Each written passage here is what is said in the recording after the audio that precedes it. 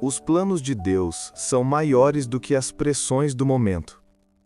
Aquieta o seu coração por um instante. Respire fundo. Nem tudo o que pesa hoje vai permanecer amanhã. Nem toda a pressão que você sente agora define o que Deus está construindo para o seu futuro. Os planos de Deus são maiores do que as pressões do momento. Existe uma verdade que a alma cansada precisa ouvir. Deus não trabalha no ritmo da ansiedade humana. Ele trabalha no tempo perfeito, com sabedoria eterna e propósito bem definido. Enquanto você sente o peso das decisões, das cobranças, das expectativas e dos medos, Deus continua firme, soberano e no controle de tudo.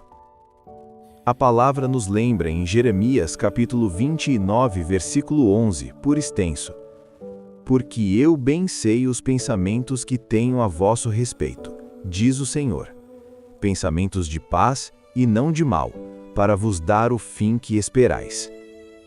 Isso significa que aquilo que hoje parece confuso não é o fim da história. O que hoje aperta o seu coração não anula o que Deus já planejou. As pressões do momento falam alto, elas gritam, elas tentam convencer você de que tudo depende apenas da sua força. Mas os planos de Deus falam mais alto ainda, mesmo quando parecem silenciosos. Eles não gritam, eles sustentam. Eles não apressam, eles amadurecem. Olhe para a vida de José no livro de Gênesis. Ele teve sonhos dados por Deus, mas viveu pressões que pareciam contradizer completamente esses sonhos. Foi rejeitado pelos irmãos, vendido como escravo, acusado injustamente e esquecido na prisão. Em cada fase, a pressão dizia que Deus havia se esquecido dele. Mas o plano de Deus estava apenas sendo preparado.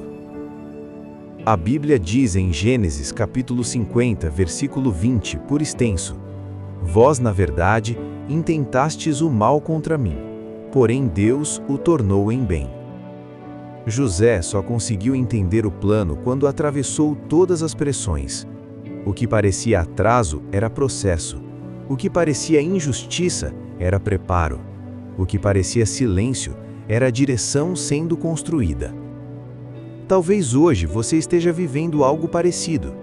A pressão de não entender, de não ver resultados imediatos, de lidar com perdas ou mudanças inesperadas. Mas Deus não desperdiça a dor. Ele transforma a pressão em maturidade, e maturidade em propósito. Jesus também nos ensinou sobre isso. Em João capítulo 16, versículo 33 por extenso, ele disse: no mundo tereis aflições, mas tende bom ânimo. Eu venci o mundo. Ele não prometeu ausência de pressão, mas garantiu presença em meio a ela. A paz que vem de Deus não depende das circunstâncias, ela nasce da confiança.